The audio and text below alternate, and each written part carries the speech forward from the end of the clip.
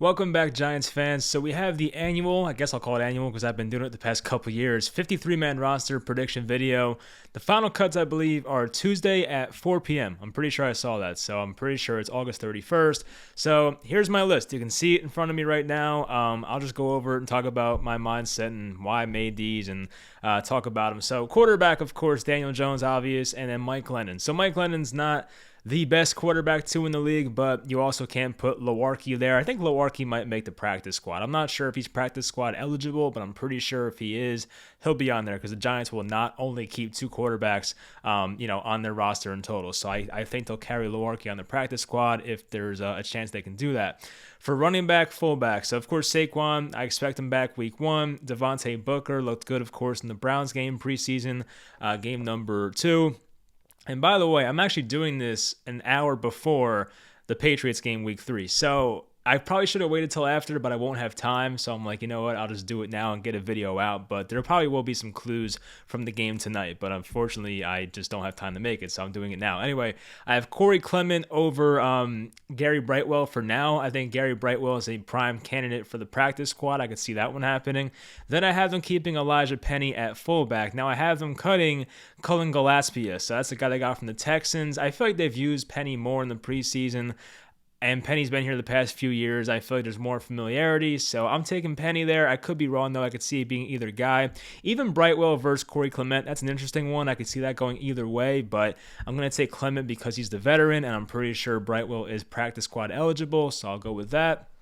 For wide receiver, hopefully he's back for week 1. Kenny Golladay, of course, will make it. The Giants said yesterday they're optimistic Kadarius Toney will be back, so, hopefully he's there for week 1. Sterling Shepard, of course, Darius Slayton. I have CJ Board. They use him as a kick returner. He's not much as a receiver, but for special teams reasons, I have them keeping CJ Board.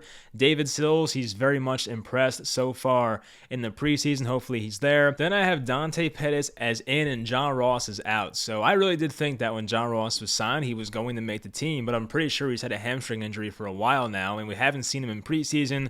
We have seen Dante Perez. Has he been the most impressive guy? No, but Dante Perez is healthy, and John Ross is not. And I don't think John Ross is practice squad eligible. Maybe the Giants put Ross on IR for 6 weeks. We'll find out, but I just don't know if John Ross is healthy enough right now to make this team. I hope he does because he's definitely a dynamic player based on his speed, but I just don't know if he's healthy enough to be there the first couple weeks in the regular season, so we'll see how that one goes.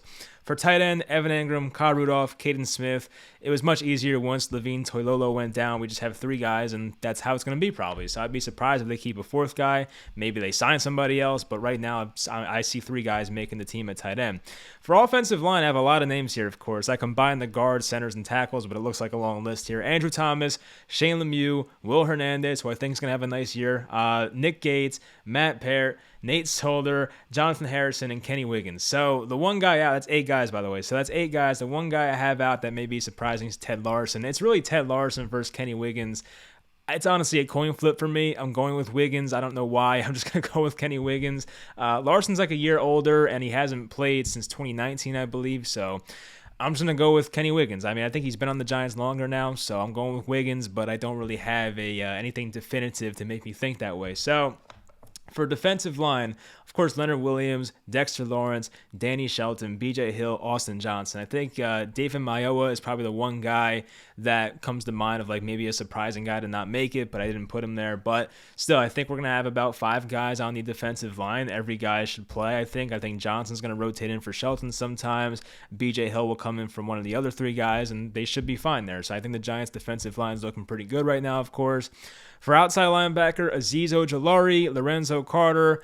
This one's interesting. Afedi Adenabo. So Adenabo has really been kind of, not played too much in the preseason. And when he does play, it's later. So it's like he's not playing with the starters. So I'm a bit concerned on that one, but we'll see. I still think he's going to make it, but it's not like a lock like I thought it was when they first signed him, but we'll find out how that one goes. Trent Harris, he's played well in the preseason and good reports at a training camp. O'Shane Ximines, who has looked better. He looked really good in the Browns game. I think I saw some clips of him against the Patriots in the joint practice looking good. So I think O'Shane Ximines, now that he's healthy, he'll get a spot. I think. We'll find find out. But Cam Brown, for sure, based on his special teams, of course, and maybe he has some upside at outside linebacker in the future. And out, this one's easy, Ryan Anderson. So Ryan Anderson was suspended 6 games yesterday, I think, for PEDs. And this may help his chances of making the team, because after those 6 weeks are up, if injuries happen for the Giants outside linebackers, the Giants may be able to take him, but he's not going to be on the team the first 6 weeks, obviously. So also, Ellerson Smith, I believe, will be on IR. That's one I didn't really put in there because I have it on the bottom. So Ellerson Smith has not really played it for a while. So I do think him, Aaron Robinson, and possibly John Ross will start the year on IR. That's why I don't have those guys in here, if you're wondering. For inside linebacker, Blake Martinez, Tate Crowder, Reggie Ragland, and Carter Coughlin. So that seems pretty definitive to me. I don't see Devontae Downs making it. If he does, I'm going to be like, does he have pictures of Joe Judge or something? Because, I don't know how he would make the team, honestly. Devontae Downs has not looked very good in the preseason. He didn't really impress me last year, honestly, so I'd be surprised. But I'm feeling okay about this group. Of course, Blake Martinez is the guy. He's played every game of his career pretty much. He might have missed like 1 or 2, but he's been very durable throughout his career. Tate Crowder, I don't know what to get from a Mr. Irrelevant pick. You guys know I like Tate Crowder, but you got to have realistic expectations. But I do like the insurance of Reggie Ragland. Of course, the way Carter Coughlin's played in the preseason has been very encouraging so far. So that's a very nice depth piece to have. For cornerback, this looks like a long list. It's 8 guys because I put Julian Love at cornerback and not safety. You can do either or, it doesn't matter. But I have James Bradbury, Adoree Jackson, who looks like he dodged a bullet with the injury. He hopefully should be back week 1. We'll find out about that one. Darnay Holmes, I think, is the slot corner week 1. Julian Love, once again, could be a cornerback, safety, doesn't matter. Then we have Josh Jackson, Keon Cross, and 2 guys the Giants recently acquired, so I don't really see them getting rid of them already. I feel like they want to give them a chance, so I do see them making the roster. Madre Harper, I'm not the biggest fan of Harper on defense, but the Giants do use him on special teams, and the Giants have played him a lot in the preseason, so I feel like he's kind of a coaching staff favorite, if that makes sense. And out, I have Sam Beal. I just don't know how Sam Beal is going to make it, honestly. If a guy gets injured tonight in the game against the Patriots, maybe a spot opens up for him, but if things stay the same, I just don't know how Sam Beal is going to make it. For safety, Jabril Peppers, of course, Logan Ryan, Xavier McKinney. I think McKinney has a big year as well. I'm excited for him.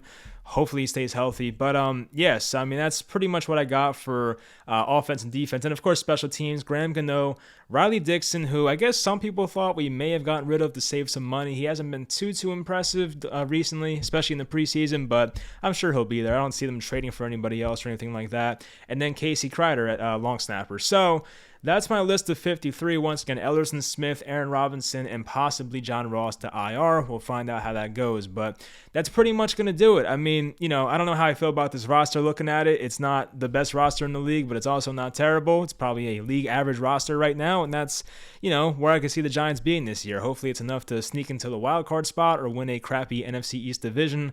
We'll find out, but really it comes down to the guy in the top left, Daniel Jones. It really comes down to that. Hopefully the game starts in 13 minutes now. Hopefully in 13 minutes I get to watch Daniel Jones play well here against the Patriots. That would definitely make me feel better going into the regular season. So hopefully you guys enjoyed this video. Leave in the comments anything you disagree with. What would you put differently that I did? I'll make a reaction to the Patriots game once it's over. I'll post it tomorrow probably, but hopefully you guys enjoyed this video, and I'll talk to you guys next time.